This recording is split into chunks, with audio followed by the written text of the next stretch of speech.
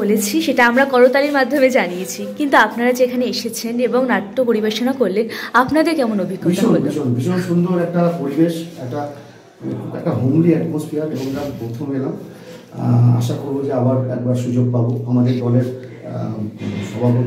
সভাপতিগুলো বিখ্যাত makeup artist, হ্যাঁ, তো অসম্ভব ভালো লেগেছে এবং খুব টাইমলি শুরু হয়েছে। দর্শকও খুব ভালো, শেষের দিকে প্রাপ্তা হয়ে গেল বলে আরেকটু হয়তো দর্শক পেতাম, নাহলে খুব ভালো এইভাবে চালিয়ে যান।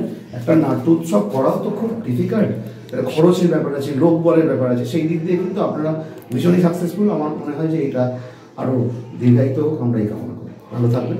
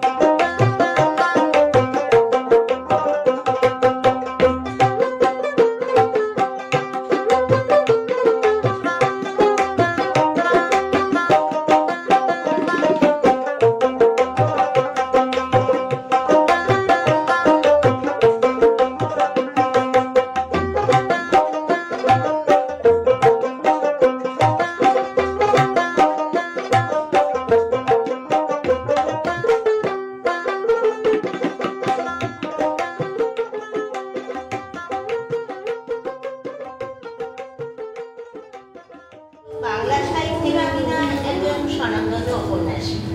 মাত্র কয়েক বছরের মধ্যেই আপনার উত্থান। এবছরই আপনার লেখা এক নক্ষত্রের রমেলা উপন্যাসটি আশুতোষ স্যার, আমি অফিসে যাচ্ছি, বুকগুলো দেখছি। দরকার না দেখে নেবেন। সেই অপ্রকাশ আজ 3 দিন ধরে মিসিং, তার স্ত্রী থানায় ডায়েরি করেছে। আমাদের কাছে খবর আছে মিসিং হওয়ার আগে উনি এখানে এসেছিলেন। একটু ইন্টারোগেট করতে হবে স্যার। চলুন। কি আশ্চর্য, আমি যাবো থানায়? আসবার দামে আমি তো অবাক হয়ে যাচ্ছি। আমি থানায় যাবো? উত্তেজিত হচ্ছেন কেন স্যার? জাস্ট একটা ফর্মাল জিজ্ঞাসাবাদ। আরে ভাই, ফর্মাল জিজ্ঞাসাবাদ যখন তখন সেটা তো এখানে করে ফেললেই হয়। উপায় থাকলে আপনি তোকে বাড়ি থেকে বিদায় বের করে দেন। হ্যাঁ, বের করে দেবো। আমাকে? হ্যাঁ, তোকে। সেটা তো আপনি পারবেন না, কারণ আপনি আমার এমপ্লয়ার নন। আমার এমপ্লয়ার সাহিত্যিক অভিজিৎ মিত্র। সংখ্যায় আমার লেখা ছাপবেন, সেই সংখ্যাটা ছাপানোর পুরো খরচটাই যদি আমি আপনাকে দিই, দিবেন? তারপর আপনার বই ছাপা হয়ে যাওয়ার পর বাতিরাম সহ যে সমস্ত স্টলে আপনার বইগুলো বিক্রি হয়, সেখান থেকে আমি এবং আমার লোকেরা গিয়ে যদি সমস্ত কপি কিনে নিই, ঘাসে পড়েছে শিশি, পাঁচিলে বসেছে শালি, তাতে কি এসে গেল আমার সেজ পিছু? কি হলো? আরে আরে এই নে নে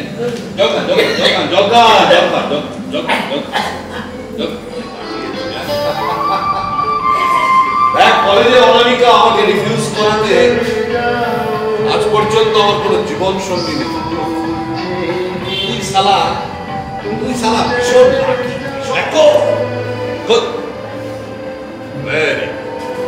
কাল থেকে আমার নতুন লেখা লেখ, আর পুরোনো কিছু যা লেখা আছে সব নিয়ে আমার কাছে চলে আসবে।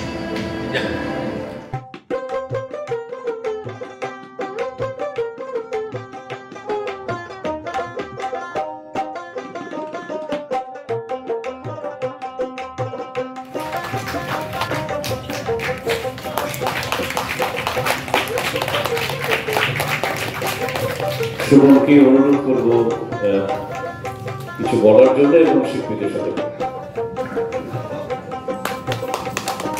হ্যাঁ আমাদের আর কিছু বলার নেই, আসলে রাতটাও হয়েছে, আমাদেরও যেতে হবে, নৌকো ধরতে হবে। তো আসলে কাকিনারা বড়বিদ্যালয়ের নাট্য উৎসবের আগে রঙ্গপিঠ খুব আসেই বলতে গেলে, প্রথমেই অনেকদিন ধরে দাদাকে বলছিলাম যে আমাদের একটা সুযোগ দাও, এইবার ব্যাটে বলা হলো। তো কেমন লাগলো নাটকটা? এটাই দরকার। আসলে যেটা বিশ্বাস করি, যেটা বলতে চাই সেটা নাটকেই বলি, এইটুকুনি আমাদের কথা।